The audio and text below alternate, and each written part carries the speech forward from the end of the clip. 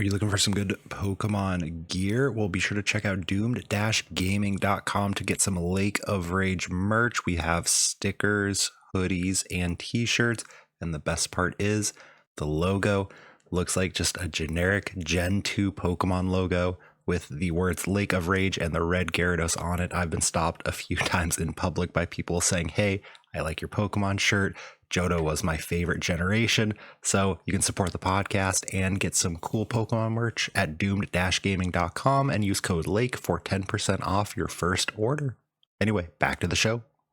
Yo, and welcome to the 155th episode of Lake of Rage, a Pokemon trading card game podcast. I'm your host, as always, Kevin Clementi, aka Mellow_Magikarp. I'm joined today by a very special temporary guest host joining us for, I think it's actually one of the closest from your first appearance to second appearance we've ever had on the show. We have the one and only, I'm gonna go ahead and say it, Dr. Stefan Erickson joining us once again. Stefan, how you doing today? Thank you very much for the introduction, and finally somebody using my doctor title. Woo! I'm doing very well. Just got up over here, still on my first cup of coffee. So we're still. My plan is I'm gonna wake up as we go along with this one. That's my plan for today. And I'm on the complete other side of the world. I'm going to fall asleep as we move on with this one. So if I get less energy and Stefan gets more energy, hopefully it equals out. So we got a very. Oh, but thank you so much for having me already again. Really, really honored for that. It's always a joy talking with you. And I'm excited because I think this was the first topic that we were going to address when we originally talked through Twitter DMs about having you on the podcast. And then we ended up doing that financial one, which was great. Anyone should go back and listen 5 weeks ago. It was not that long ago. And hear some of the finances of creating and all that other good stuff. But this is going to be very different. We're going to talk about tournament structure. So exactly, qualification wise, you are someone who has been on the side of judging and all that other stuff. But you have, and anyone who has ever gone to Stefan's classroom on YouTube, highly recommend, especially if you're a fellow math nerd, knows that you're very analytical about a lot of this stuff. And that's why I think you're going to be so great at explaining how we can fix some of these tournament structures. Because I mentioned this as the thing that I care about a lot. I'm going to call it Sacramento Regionals last year was one of the worst regional experiences ever for me personally. And it has nothing to do with those TOs that end up running very good tournaments in Portland and Vancouver. I don't want to say anything negative about Gallery Games right now, but Sacramento felt terrible because the tournament was slow to start. The rounds were slow. We were in there incredibly long. And it was just it's my first 1,000-person tournament ever. And I was like, this is unsustainable. This is not a thing that we can do. It made me not want to play Pokemon anymore. And we can't have those experiences for anyone who those are get their absolutely first the region. worst. Exactly. They're absolutely the worst. No. So Ouch. the question is, how can we make it so these tournaments are able to fit more people, but also not have these experiences that at least I personally felt? I know some people did enjoy Sacramento and the way it was run and all that, but how can we actually do this? So Stefan, please take it away. What are some fixes we have? You get straight to the point. You don't cut any short. You don't cut anything off. We just go straight to what's the solution. I mean, I'm yeah, going to do the why would we boring. waste any time? Just fix it. Go. Fair. Um, yes, sir. No. First disclaimer. This is just my own personal opinion on the matter. It is not to say that Pokemon should follow or not. I just think it's a great idea, and hopefully somebody will listen. But we can just take it from step by step. But for those who don't really know what we are talking about, like I would imagine some people they're just casual gamers and they don't really know how regionals work or internationals for that matter. Mhm.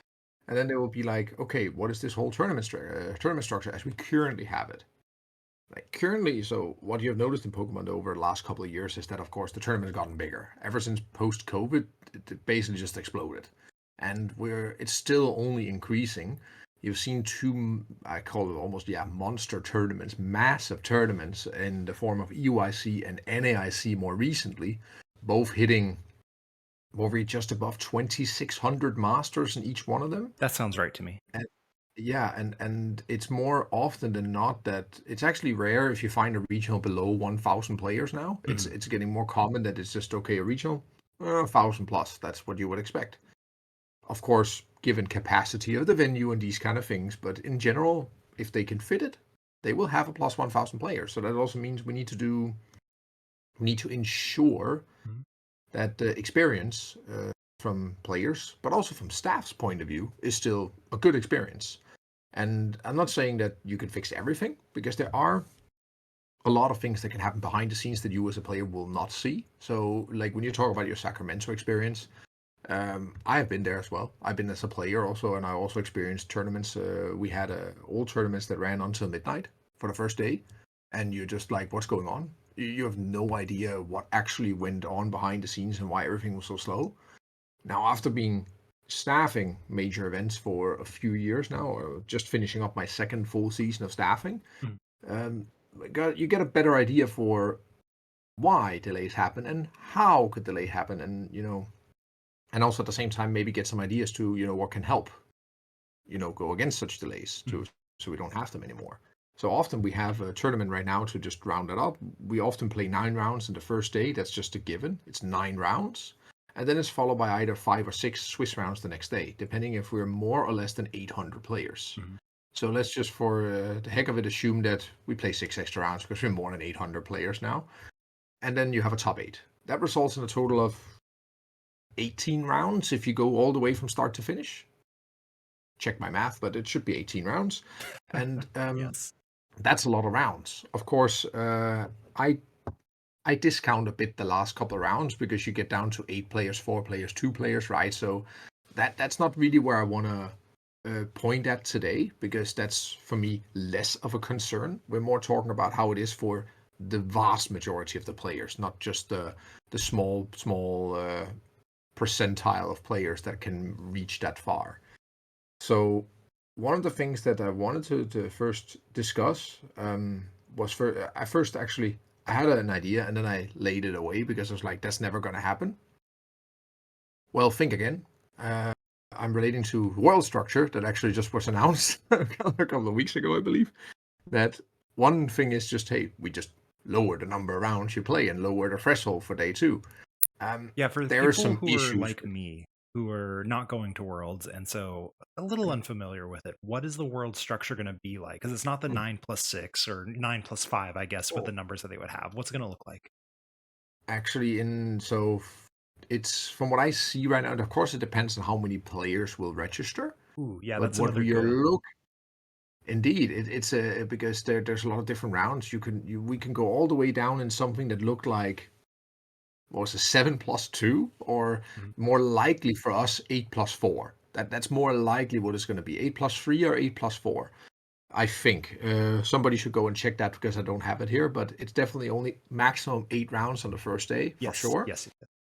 And then on the second day, there was situations with all the way down to only 2 rounds, which is a little crazy when you think of it. But then what also goes to say is the number of points required to go to the second day got lowered as well, of course, Mhm. to 18 points. And then you would think, wait, from 19 to 18 points, that's not a big reduction, and that is true. What does that mean? That means things like ties are they're always notoriously bad at Worlds. Mhm. Actually, at most events, ties are just felt as a loss rather than a victory. Um, in this case here, it got slightly worse, and at the same time, so not only did ties get slightly worse because of this, the value of this 1 round buy that some players have achieved via ranking suddenly got better, right? Because if you play less rounds, the buy becomes more valuable. Mhm. So that just got a little inflation got hit there, if we can say it like that. But to return back to this here, Yeah. so I want to highlight some of the possible issues with the current structure, because there are things that I don't like. And of course, when you play a tournament, um, at least that's the idea I get with Pokemon. Of course, it's for everyone. Everybody is welcome. Everybody's invited, and and of course, if you are still in the event, that's because you still have a chance to win. Because there's also the aspect of, like, you want to win. Mhm. Like, of course, the goal with the whole game is to have fun, and that's also why most people go, and that definitely should be the most important thing we cater to. But at the same time, you shouldn't make people play just for filling up the seat. In the sense that if you go to day two, for instance, you should still have a realistic chance of winning still. Yeah. That's at least my view of it. Somebody will have some different views of it, that you would just play for secondary positions, hit points and money and whatever. Sure. But I would think that at least there should be a possibility of you still winning. Mhm. Why do I pick up this? I want to pick up a different US regional as an example and use my brother, because I love using Jesper as an example for stuff when it goes wrong. Yes, yes. Um, it's a great one. So Jesper, he flew into Fort Wayne, I believe it was the regional in Fort Wayne. Mhm. I don't remember which. That was last season, yeah, not this season, but the last. Because he was playing. I even think he was playing Arctura, because, like he said, he needed a helmet deck, so he played that. He didn't have to think. He flew around the world to play Arceus Duraludon It, willingly. that should. I think you should make an episode on that, like what goes through a person's mind to fly around the world to play Arctura. I can't even Think about imagine that. what that. But anyway, continue. So he reaches day two with 19 points, which is the current minimum threshold to be able to move to day two. Mhm. He proceeds to go 501, I believe. And then you think this is pretty good. Yeah, it's good enough for ninth place. That's and rough. then and then and then you think like, wow, okay, so this is where it gets towards what I think is starting to become a problem. Yes. I'm not saying it's a problem right there that he became ninth. I remember my message to him was just, haha, you suck. Like that was basically just the thing I would write to him, because well, Brothers, ninth yes. place is still good. Very good. Of Yes. I course. would be very happy with the Of ninth course. place right now. Yeah, like I get it. But the point was here, then it got me thinking, wait, this is becoming an issue, because that event was already pretty big. Like I don't remember the exact number, but it was also again one of the, at that time, biggest regionals. I just looked And up. So it was Charlotte, North Carolina, and then 1,100 players. yeah, Yeah, just in Fort Wayne. Charlotte, North Oh Carolina. yeah, but what about Fort Wayne? This was the Was one that the one? Jesper got ninth place in. Oh yeah, okay, so Charlotte. Sorry about that. No, So you're good. Charlotte, Yeah, yeah, but yeah. 1,100 players is the 1,100 players, and that doesn't even sound like, insane nowadays. That's just the regular. Oh, good. That's I, just regular business now. but back then it was definitely like, oh my gosh, this thing is Yeah, gigantic. Like, how is this happening? and indeed. And what's happening now? So I started crunching a few numbers, and what I quickly noticed was, okay, if you're playing a structure with 9 plus 6, so 9 rounds first day, 6 rounds on the second day. Mhm. Um, right now, if you go on with 19 points, yes, you can still reach top eight. You quote quote just have to win 6 straight games. Okay, Easy.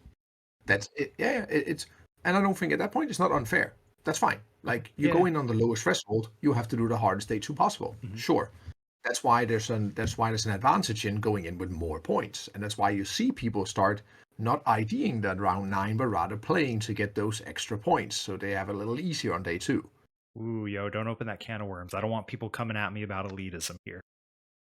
Ah, I actually, when I read half these stuff around, I'm like, no, don't even know what's going on. Like, my personal opinion is just like it depends on what your own goal is, and then do whatever you think is fine. But whether it is better or not, I always advise people, you know what? Since there's a technical possibility, you can still win the event. Just ID and get on with it. Get some dinner. I mean, that is a benefit, right? Getting to dinner an hour earlier. Seriously, that matters. Like at that point, I don't know about you, but when you reach 30 plus and you're like, okay, I need to make sure I got my dinner. I need to get sure I get my sleep. Otherwise, I'm broken. No, that is So definitely a feels bad when you're out of a place at like 10 o'clock. You're like, all right, can yeah, DoorDash to the hotel and see what happens, yeah. or order delivery to the hotel and see what happens. Yeah, and you just wanna not, okay? You just wanna not. So what becomes the point here? Mhm. Well, now we see events of 1600, sorry, not even 16, 2600, and the structure is exactly the same. Now, what does that mean?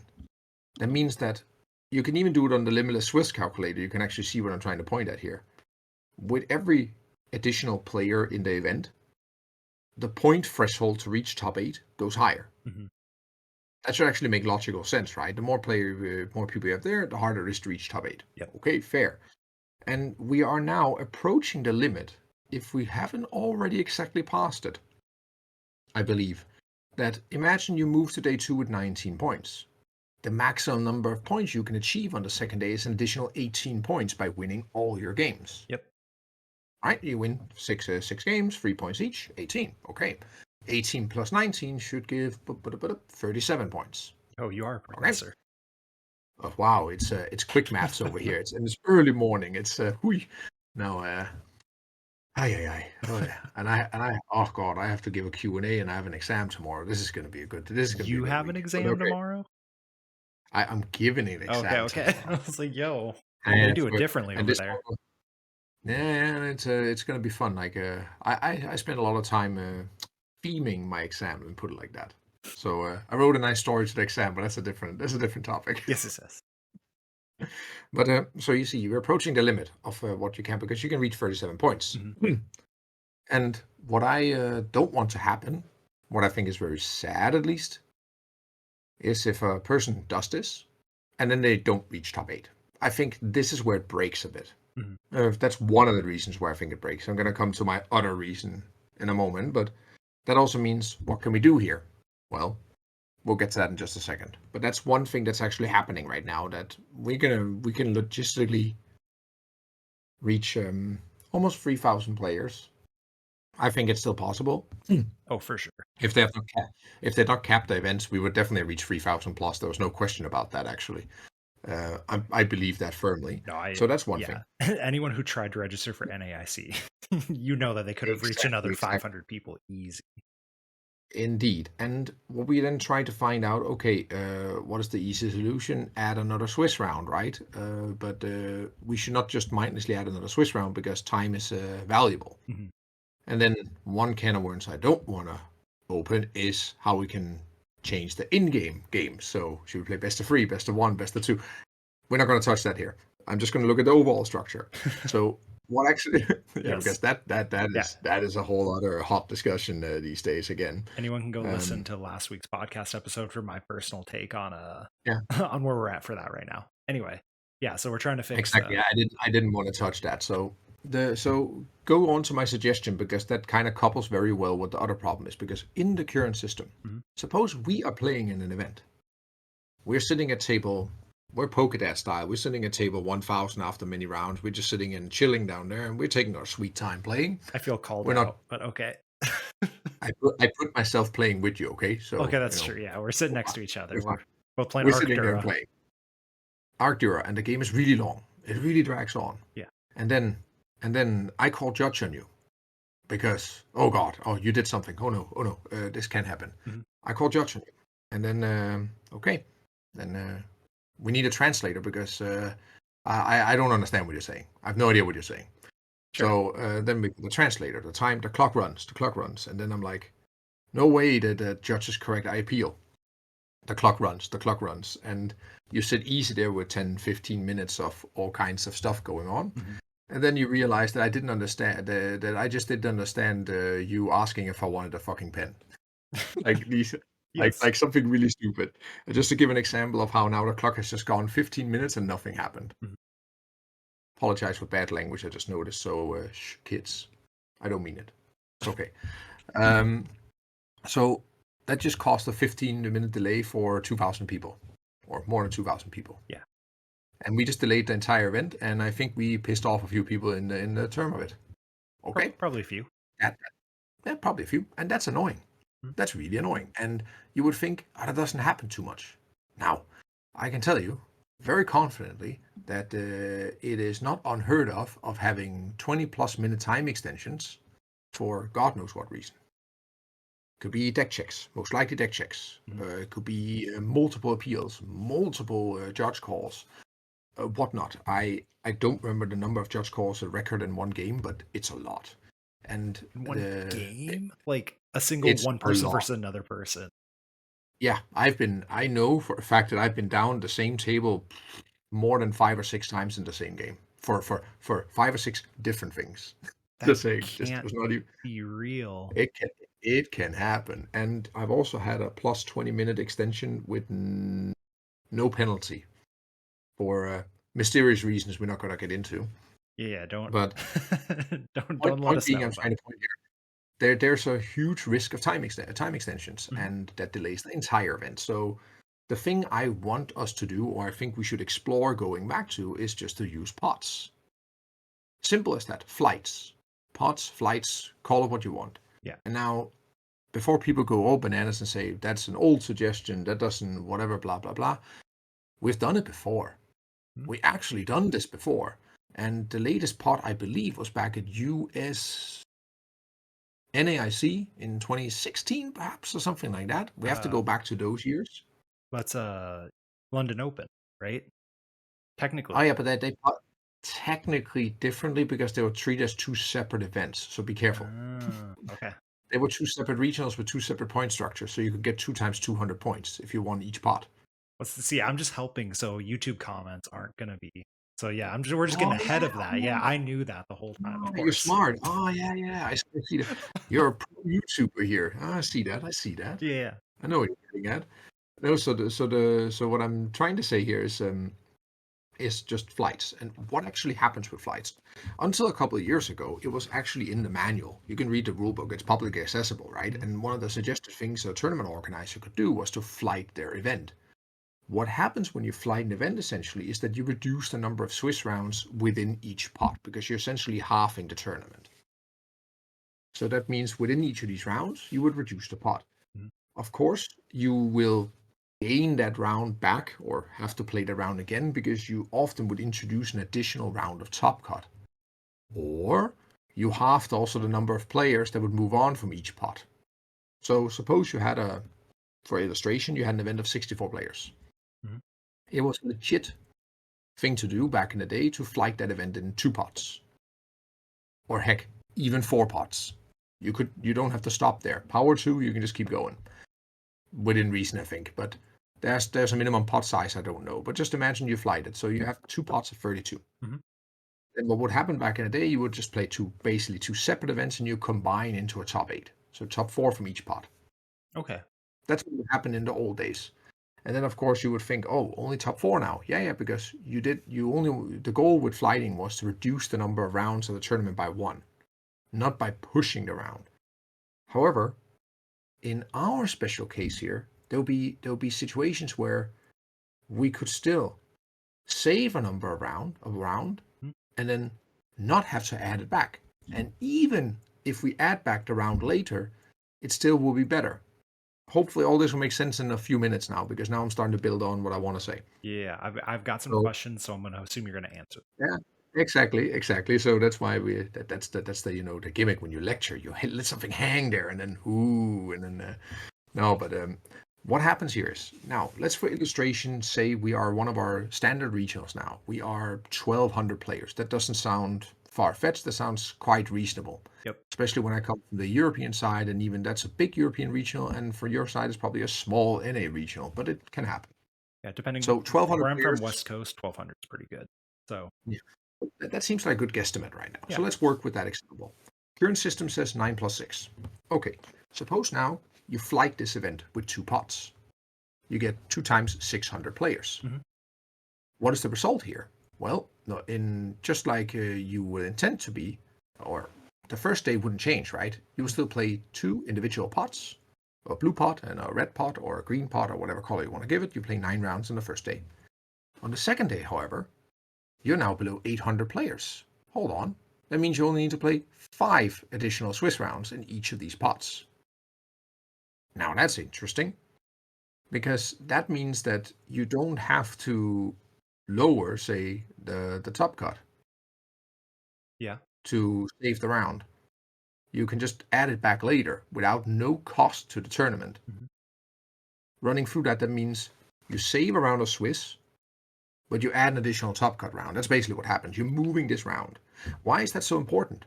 That's because when you're moving into a top cut round instead, there's a less risk of the tournament being delayed, and you're delaying less people in any case. Mhm. Because if you sit on a day 2 Swiss and you have to play an additional round there, say you're a couple of hundred people, because that's actually common now. You have a couple of hundred people in day 2, Yeah. 100 to 200 people. Then it takes one table to delay the entire event, and that's less of a risk when you do it with less players later. And then the question becomes, and that's probably what a lot of people ask, but wait, do you also run day 2 separately in 2 flights and then merge for a top 16, or do you merge there and then run it? Um, my own suggestion would be to actually just keep it separate all the way to Top Cut. Mhm. Because you get some strange things going on. Suppose you merge after the first day, and then you still get double the amount of people. And would 5 rounds actually fit there again? That's unsure. That's uncertain because then you still get too many people in day 2, and then 5 rounds would actually not fit, and you have to go back and play a 6. Okay. So, in short, it's better to keep them separate all the way to Top Cut. And then I'll save people the question: how do you merge a Top Cut there? You match them simply number 1 from one pot cross matches with number 8 from the other pot. 1, 8, 2, 7, 3, 6. You cross match like that. Okay, so it wouldn't be based off match points like overall, right? It wouldn't be like, oh, this person has It, 38, so they're the number 1 seed. It would be like, this is number 1 yeah, in you this would. pod, and they Yeah, play. exactly. Okay. You would run the event completely separate, all the way to basically right before Top Cut. So you produce 2 separate top 8s, like a standing. You produce 2 standings, and then number 1 in the first pot will meet number 8 in the other pot. Yeah. And then match like that. Then you could merge the Top Cut like that. So it's essentially, and it's not technically, so you can correct this, but it's essentially a top 16 cut. It's essentially a top 16 cut, exactly. And that sounds like, why the hell is that a new thing and whatnot? Yeah. The point is here, you separate the event on the first day in 2 different pots. Mm. Red pot, blue pot, whatever. And then on the second day, you also keep them spread, because people will say like, yeah, but we've done this in the past. That's correct. However, there's a however. In the past, that for instance, NAIC, which I participated in as a player, they would manually merge this in the night, because the tournament software was not really geared towards the Tom at that point. Mm. You had to manually merge it, and that took most of the night, I know. And they don't want to do that. Nowadays, that technical difficulty is gone. That means you could technically merge the pots overnight. However, with the suggestion I come here, you don't have to do it. You can literally run 2 completely separate events all the way to Top Cut, which you can merge on paper if you need to. Mm-hmm. Like, there's a set bracket for this. Yeah, it'd be a very So you simple, don't I have could do this bracket. Like, exactly. You could do it. Anybody could do it. Exactly, right? yeah. Ta-da. So it's also to keep it simple. What is the good thing about doing this? Well, A, it of course lowers the amount of players in each tournament, which makes it less likely that it's going to delay too much. And if it delays, suppose again we sit and play a table, whatever. We only delay half the event now. That means the other pot can just keep going. There's nothing stopping them. And that's actually what you would see very often. Mm-hmm. So, and that thing is good. People think, yeah, but you're still delaying half the tournament. Yeah, half the tournament is better than the whole tournament. True. And That here math comes checks out. out. That math checks out, exactly. And you could also, we don't have to stop there. We could just pot more, but I'm just advocating for 2 pots, not advocating for many pots. But we have tournaments in the past where we've seen people run with 4 or 8 pots even successfully. But the point is, by doing this, not only it is better for the players, but now after being staff, I could also easily see how this is easier for staff. Okay. Because the floor space you have to cover, the complexity of the teams you have to run around becomes less. Yes, you probably still only have 1 head judge for an entire event, like the head judge, but your head judge team or your assistant head judge team is split over the 2 pots. And then it becomes easier to segment who is doing what, who is where, and how you cover the floor, how you do breaks and all these things. It, on paper at least, I can say on paper because we've never done this in practice, on paper this seems a lot easier to accomplish, which is something that I really think could be desirable. So organizational point of view, it's easier. Also because when you host 2 separate events, the line to scan all your match slips, that's a bottleneck. There's 1 scanner typically, or maybe more, but there's still 1 system you scan into. You split this into 2 stations, basically 1 for each pot. But it means that the delay, the weight, the sheer weight that you have there becomes less. So from a staffing point of view, from the bottleneck there, it simply just helps. So organizational makes it easier. It can save some time because if there's a delay in 1 pot, it doesn't cost a delay in the other. They can still play. And players who advance to the second day of Swiss, because you lowered the tournament size, we're away from that problem that I illustrated Jesper could have. Or we would have somebody have with 2,600 players. And of course, if the resulting pots that you get results in less than 800 players, you also save a round of Swiss in the second day. Because if we're less than 800 players in the second day, or in the tournament essentially, the rule is, of course, we play only 5 rounds of Swiss on the second day. Mhm. So that means that we don't add an extra round with this suggestion. You just replace the Swiss round with the extra top cut round. Right? In the Yeah. example of 1,200 players, 600 each pot, you play 9 rounds day one, you play 5 rounds of Swiss day two, and then you merge for a combined top 16, essentially playing the same number of rounds, but you just pushed around to a top cut round instead. Okay. Somebody who'd been nagging would say, yeah, but a top cut round takes more time than a Swiss round. It generally does, yes, Mhm. but there's also less chance of huge delays. And as much from a staff point of view, it's much easier to control 8 games, so top 16, than controlling a complete floor of 200 players. It's true. That is much easier. That's just fact at this point.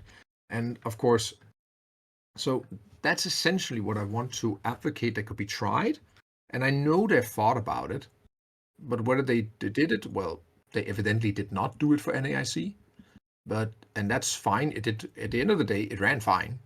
I think NAIC, from what we also experienced and everything, it ran perfectly fine and smooth and everything. Mm-hmm. The same with UIC, which is big kudos to the tournament organizer. This is absolutely fantastic done. And being part of at least EUIC, I can also tell you that we ran fast on the floor to make this happen, but it worked out. And so that was very happy about that. So no comments there about that. That was really good. Mm-hmm. But I'm just saying this could actually reduce the risk, right? Reduce the risk of bad stuff happening. So I think I took some of your questions now, at least. Oh, for sure. There's still a few more. I think. Then time to Q&A me. Yeah.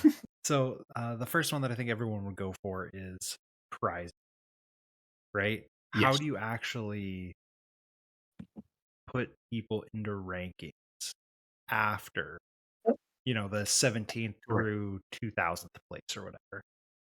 That could be done. So from what I've also been told, now I have to rely on secondhand information, but actually Got to be careful merging there. these files behind is possible afterwards. Mhm. Worst case, this would mean you wouldn't know your position exactly right after. It would take a couple of hours, maybe. Yeah. That's the worst case of it. It's easy enough to see who's top 16, right? That's just looking at the top 8s, right? Mhm. Then we know. And then you would have to merge afterwards. The second here, you can then also just be more pragmatic and say, okay, instead we just treat them as two separate events and half the stuff. Mhm. What do I mean by that? What you're probably suggesting is to say, okay, you want to merge the files such that the tiebreakers and everything is reflected and whatnot. I think that will cause a problem because then a lot of people would come with some arguments about, yeah, but then I cannot control what my not opponent in the other flight, how well they did and how I did. So what you would do in this point of view, you would just say, okay, so everybody from top 8 in each pot, that's top 16. 9 to 16 each pot, that's your top 32. And then from 16 to 32, that's your top. Do it like that. Yeah. Simply just say, okay, then you're in that range. That becomes easy because then you also know immediately. Mhm. Then you just say, okay, I'm number 128 in my first pot. That means I'm in top 256 overall. Because it doesn't matter where you are as long as you're in the range, right? Yep. Because that's the point cutoffs, right? Yeah. Then it doesn't matter if you place 100 or you place 90. That doesn't matter. I don't know. You got to do the tweet afterwards, and place in 96 Then you sounds say I cooler. was in. You say I was in top 128. Like I had twice at Worlds where I had to write the devastating tweet afterwards. I got top 33 at Worlds. You hate to see That the is the most 33rd. painful tweet. Yeah, but that is the most painful tweet I think I've ever written. Like, ow.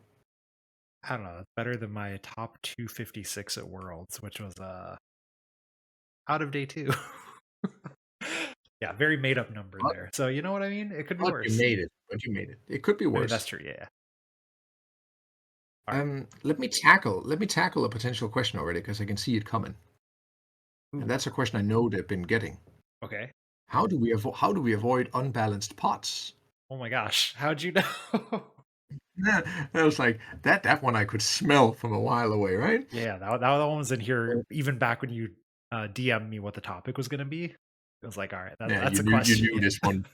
This one was a question. No. So then it's good you're talking to a person who likes to do research. So, Perfect. what is the gold standard in research in terms of impact studies, at least? That is how when you assess an impact of a given project or a program or whatever, you want to see if it has an effect. Okay. The best way to do it is if you can make a randomized controlled setting, a randomized controlled trial, we call. Mhm. That means we rely on randomization. Well, that is the gold standard in research. Uh-huh. Why would that not be fine over here? How do we implement it? Well, easy. You have a registration. The tournament fills up in 2 minutes because that's usually what happens at Pokemon regionals, or say 5 minutes.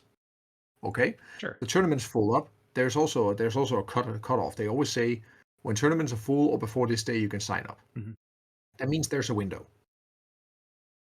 and that means you could randomize at that point. You could simply just have this long list, press random.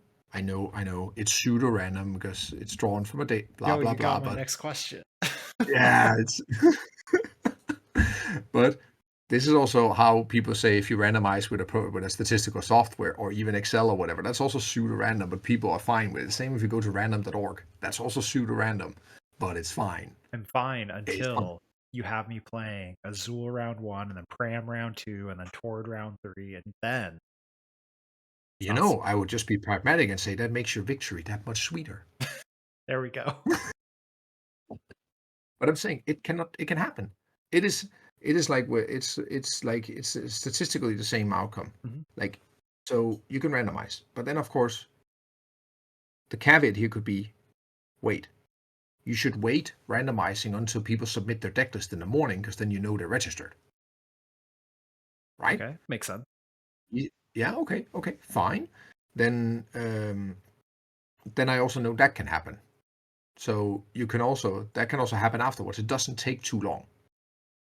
I believe it takes between half an hour to get everything set up after registration for deck lists. Okay. And okay, worst cases, you put the registration for deck list a little earlier in the morning. Or you can do the unheard of thing and do it the evening before, which they do for day Ooh. one worlds for the past couple of years, right? When we had day one worlds. So, I'm gonna Oh, excuse you from this because you're not a US-based player, but, I would like to remind you that one of our TOs did this, and people who didn't even go to their tournaments were outraged at this concept. I know. Yeah. And I know. And the TO, not defending a TO because I can't even point who actually did it. This happened multiple years in a row for people who qualify for day one worlds. Mhm. That happened to worlds day one. Day two players had a huge advantage. They only had to submit the morning of day two. So they could react on what they saw day one if they wanted to. So I'm just saying the TOs perfectly can do this. Mhm. Is it desirable for the player base? No. Let's just state that very clearly. Desirable players? No. What I'm suggesting, if there needs more time, that they push it back by merely half an hour in Mhm. the same morning. That should. I know the average Pokemon player is not even awake at that time anyway. That- I mean, that is our biggest advantage as older members of the community, right? By the yeah, time round 1 started, I'm 3 hours into my workday already, like, I'm ready to go. yeah. Then we are awake. Then Exactly. we are ready. No, but I'm just saying this is a thing. Okay, so let me see. You could also introduce seeding Okay. to avoid like you saying, "Oh, round one Tord," and then you're like, "Oh, I drew a tie. Thank God, it was good." And then you meet Tord who also tied round one, and be like, "What the hell is going on here?" No, And no, then round he one, knows you what get he did to round. tie against I'm too good. Yeah. Yeah, yeah, yeah. And then you get an easy round three because you meet Jesper or something like that, right? Oh, yeah, free dub. Arctura, got this. So you could, of course, seeding has also been surfaced a few times, and given that it's not even difficult to introduce seeding, because in the same way, you would just say, okay, how high do we seed becomes the question. You do this in all kinds of other sports, tennis very commonly. Mhm. You do it in badminton. You do it in chess. You do it in name it. There's seeding, a lot of seeding going on here, and what you could say is just okay, top 32 or top 64 in the ranking before the start of the event, they'll be split already pre-allocated in different pots. So number one in the ranking goes in pot one, number two goes in pot two, number they throw them in Yeah, like that. makes sense. that still of course means that you still could meet Torn round one and Azul round two and stuff like that, because it could be the number 1 and 3 on the ranking, but Yeah. but on average it should be fine. But then again, you should achieve the same if you just randomize. Mhm. If the randomization is complete, then indeed it shouldn't matter. Is this oh wait, So we should. hear me out. Is this Yeah, an yeah. idea of shuffling as randomization and declumping is completely unnecessary with proper randomization? Is that a fine analogy? Ooh, Okay, we got there, ooh, judging from that. ex- exciting. It's all connected. You see, it's all connected. Nah, you hit me right on the mark there. Like, it's all connected. Like, same when I have my discussion. I have my discussion with Azul. You probably watched that one back when we talked about the pile counting and randomization in general and these kind of things. I'm almost certain I watched that, yes. Yeah, that was one hell of a topic. Love talking about. Could talk about it all day. But no, indeed. So you should just. That is indeed the case. So, in short, is this technically feasible to do nowadays? Yes. So that the technical difficulty is there. Can it save some time? Yes. Can it minimize the risk? Yes.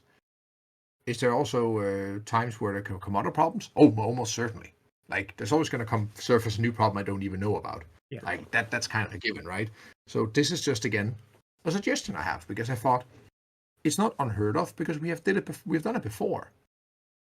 Just not in the new with the modern format, so to speak. Mhm. Like, definitely not post-COVID. So I think this is very interesting to be able to look at, because we are the size of tournaments where this can matter a lot. Yes. Like, you know as well as I, if they had no cap on NAIC or EYC for that matter, Mm.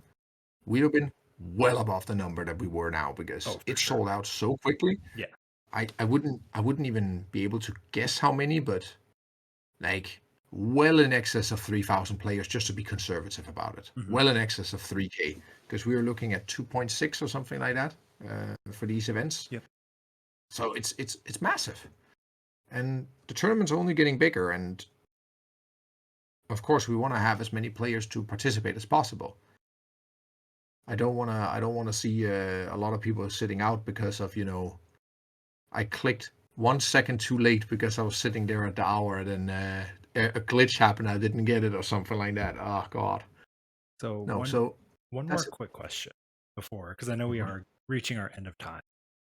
But Oh yeah, good call. Good call. I got you. This is as a professor, you can just kind of keep yapping, and the students will stay there because they paid a lot of money for it. As a high school teacher, nah, that bell rings, they're out the door.